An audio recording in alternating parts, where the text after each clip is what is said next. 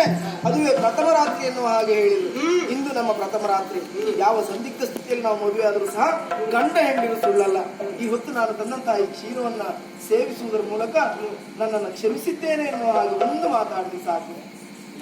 ಕ್ಷೀರವನ್ನು ಕೊಡುವಂತೆ ನಡೆಸಿ ತಾನೇ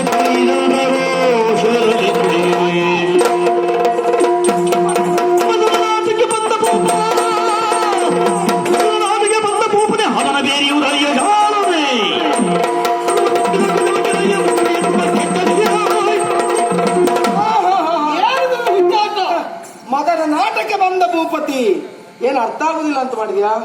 ಪಾಪ ಬಹುಶಃ ಕಾಯ್ತಿದ್ರು. ಯಾಕೆ ಈಗ ನನ್ನ ಹೆಂಡತಿ ಬರ್ತಾಳೆ, ಇವತ್ತು ನಮ್ಮ ಶುಭ ಶೋಭನ ಎನ್ನುವ ಹಾಗೆ. ನಿರ್ವಂಚನ ಏನು ನಿನ್ನ ಮದುವೆ ಆದದ್ದು ನಿನ್ನ ಜೊತೆಗೆ ಸಂಸಾರ ಸಾಗಿಸುವುದಕ್ಕೆ ಎನ್ನುವ ಹಾಗೆ ಭಾವಿಸಿದೇನೋ? ಮತ್ತೇನು ಅದಲ್ಲವೇ ಅಲ್ಲ. ಆ ಹೊತ್ತು ರಾಜಕುಮಾರಿ ಆದಂತಹ ನನ್ನ ಕೆನ್ನೆಗೆ ಹೊಡೆದವ ನೀನು.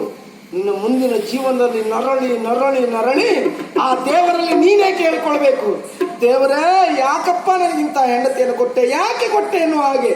ಅಂತ ಬದುಕು ನಿನ್ನದಾಗಬೇಕು.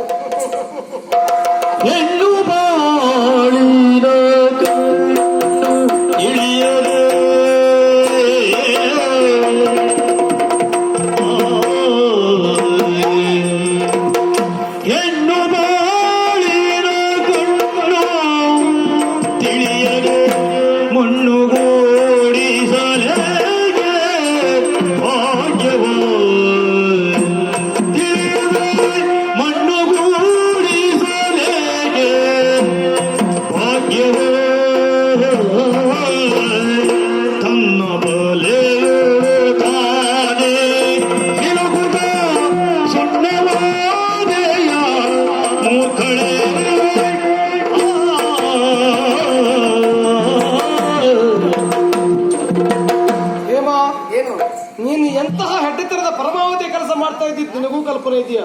ಏನು ಪ್ರಥಮ ರಾತ್ರಿ ದಿವಸದಂದು ನಮ್ಮ ಬದುಕಿನ ಅಮೂಲ್ಯವಾದ ಕ್ಷಣವನ್ನು ಹಂಚಿಕೊಂಡು ಬದುಕಬೇಕಾದ ಈ ಶುಭ ಕ್ಷಣದಲ್ಲಿ ನನ್ನ ಬದುಕನ್ನು ಸರ್ವನಾಶ ಮಾಡೋದಕ್ಕೆ ಬೇಕಾಗಿ ನೀನು ಪ್ರಯತ್ನಿಸ್ತಾ ಇದ್ದೀಯಾ? ಹೌದಾ? ಒಂದು ವಿಷಯ ಚೆನ್ನಾಗಿ ನೆನಪಿಟ್ಟುಕೋ. ಯಾವುದು? ನಾನು ಬೀಳುವುದಕ್ಕೆ ಒಂದು ಹೊಂಡವನ್ನು ನೀನು ತೋಡ್ತಿ ಅಂತಾದ್ರೆ ಆ ಹೊಂಡದಲ್ಲಿ ನೀನೇ ಬೀಳುತ್ತಿ ಎಂಬುದಕ್ಕೆ ಅನುಮಾನ ಇಲ್ಲವೇ ಇಲ್ಲ. ಮತ್ತೆ ಮತ್ತೊಬ್ಬರ ಕೆಡಕನ್ನು ನಾವೆಣಿಸಿದೆವು ಅಂತಾದ್ರೆ ನಾವೇ ಕೆಟ್ಟು ಹೋಗ್ತೇವೆ. ಮತ್ತೆ ಕಲ್ಪನೆ ನಿನಗಿಲ್ದೆ ಹೋಯ್ತಲ್ಲ. ಇಲ್ಲದೆ ಇದ್ರೆ ನಾನು ಸರ್ವನಾಶ ಆಗ್ಬೇಕಾ? ನಾನು ಕಣ್ಣೀರು ಹಾಕ್ಬೇಕಾ? ನಾನು ಸಾಯ್ಬೇಕಾ? ಪರ್ಯಾಯವಾಗಿ ಏನಾಗ್ತದೆ ಕೇಳು. ನಿನ್ನ ಕೊರಳಿಗೆ ನಾನು ಕರಿಮಣಿ ಗಟ್ಟಿಯಾಗಿ ಹೋಗಿದೆ. ನಿನ್ನ ಗಂಡ ನಾನು. ನನಗೆ ಕೆಟ್ಟದಾಗ್ತದೆ ಅಂತಾದ್ರೆ ಪರ್ಯಾಯವಾಗಿ ನಿನಗೆ ಕೆಟ್ಟದಾಗ್ತದೆ. ನಾನು ಸರ್ವನಾಶ ಆಗ್ತೇನೆ ಅಂತಾದ್ರೆ ಪರ್ಯಾಯವಾಗಿ ನಿನ್ನ ಬದುಕು ಸರ್ವನಾಶವಾಗ್ತದೆ. ನಾನು ಸಾಯ್ತೇನೆ ಅಂತಾದ್ರೆ ನಿನ್ನ ಬದುಕಿನ ಎಲ್ಲಾ ಸೌಭಾಗ್ಯವನ್ನು ಕಳೆದುಕೊಂಡು ಮನೆ ಮೂಲ ಸೇರಬೇಕಾಗ್ತದೆ. ಇಷ್ಟಿದ್ದೂ ನೀನು ಈ ರೀತಿಯಾಗಿ ಮೆರೆತಿ ಅಂತಾದ್ರೆ ನಿನ್ನ ಸ್ಥಿತಿಗತಿಯನ್ನು ಕಂಡ್ರೆ ನನಗೆ ಅಯ್ಯೋ ಪಾಪ ಅಂತ ಅನಿಸುವುದು. ಅಯ್ಯೋ ದೇವ್ರ, ಇಷ್ಟೆಲ್ಲ ಅವಮಾನ ಆದ್ರು ಮತ್ತು ನಗಾಡ್ತಾ ಇದ್ದೀಯ. ನಗು ನಗು ನಗುವುದೇಕೆ ನನ್ನ ಮುಂದೆ ಆಟ ಸಾಗದು. ನಗುವುದೇಕೆ ನಗುವುದೇಕೆ ನಗುವುದೇಕೆ ನನ್ನ ಮುಂದೆ ಆಟ ಸಾಗದು. ನಿನ್ನ ಆಟ ಸಾಗದು. ನಿನ್ನ ಹಗೆಯು ನಾನೇ ವಿಷದ ಸರ್ಪ ಗೆಲ್ಲುವುದು. ನಿನ್ನ ಹಗೆಯು ನಾನೇ ವಿಷದ ಸರ್ಪ.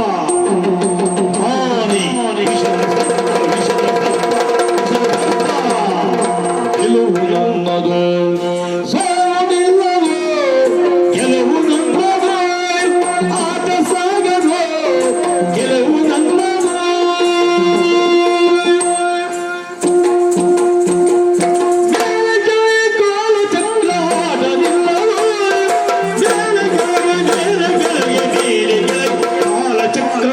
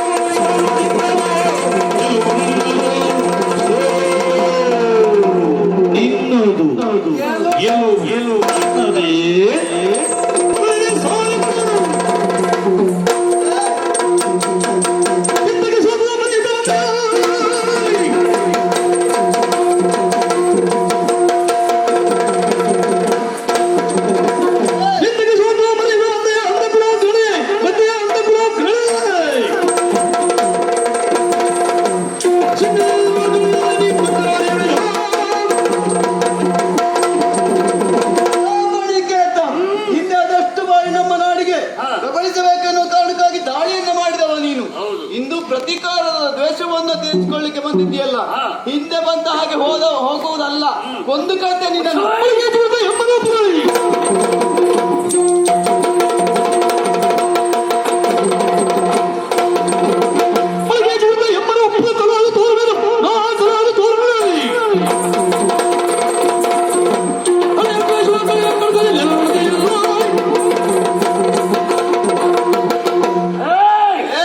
ಹಿಂದೆ ದಾಳಿ ಮಾಡಿದ್ದು ಹೌದು, ಆದ್ರೆ ಸೋಲವಾಗಿದೆ. ಅಂದು ದುರ್ಬಲರು ನಾವು. ರಾಜ್ಯವನ್ನ ಬಿಟ್ಟು ಓಡ್ತೀಯೋ ಸಾಯ್ತೀಯೋ? ಇವುದೆಲ್ಲ ಪೆಟ್ಟು.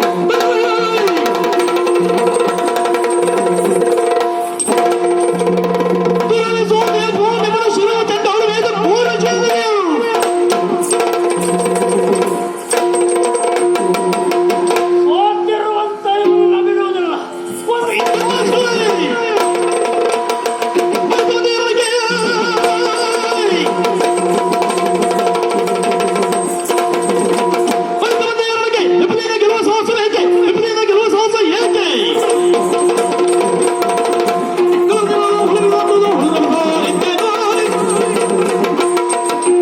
ಸಂತ ಅಂದವನೇ, ಏ ಭಸ್ಮಾಸುರ ಸಂತ ಅಂದವನೇ, ಇಲ್ಲಿಗೂ ಬಂದಯ್ಯ.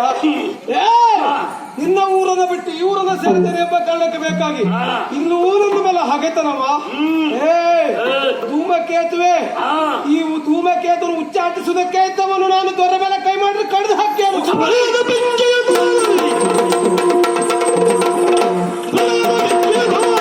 ನಿಮ್ಮ ಮಳೆಯಳು ಬಂದೆಯ ನೀರು, ನಿಮ್ಮ ಮಳೆಯಳು ಬಂದೆಯ ನೀರು, ಅದು ಕುಡಿದರೆ ನೀರೇ ಗಟ್ಟು. ನನ್ನ ಮಗಳನ್ನು ಮದುವೆ ಆಗುತ್ತೇನೆ ಹಾಗೆ ನಂಬಿಸಿ ಬೇರೊಂದು ಮದುವೆಯಾದವ ನೀನು ನಿನ್ನನ್ನು ಬಿಡ್ತೆ ಅಂತ ಭಾವಿಸಿಕೊಂಡೇನು? ಮತ್ತೆ ನಿನ್ ಮಗಳು ಮದುವೆಯಾಗಿ ನಿನ್ ಮನೆಗೆ ಬಂದ್ರೆ ನಿನ್ ಕೆಟ್ಟ ಗುಣ ಪೂರ್ತಿ ನನಗಂಟ್ಕೊಳ್ತೇನೆ. ಯೋಗ ಇಲ್ಲ ನಮ್ಮ ಜೊತೆ ಇರಲಿಕ್ಕೆ. ದೌರ್ಭಾಗ್ಯ. ಪ್ರಳಯದ ಬೆಂಕಿ ನಾನು. ಈ ಬೆಂಕಿಗೆ ನೀರ್ ಹಾಕ್ಬೇಕು ಅಂತ ನನಗೆ ಗೊತ್ತುಂಟು. ನೀರ್ ಬೇಡ, ಹಾಕಿದ್ರೆ ಹೀಗಾದದ್ದು ಪಾಪಿ. ಬಾ.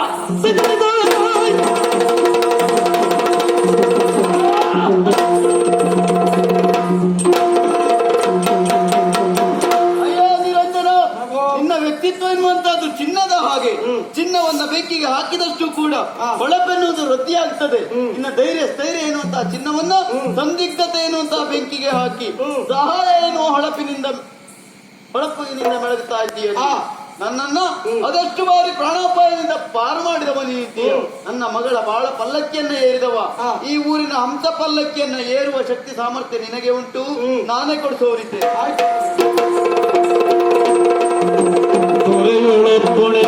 ಮುಂದಕ್ಕೆ ಬರೀ ನಿರಂಜನ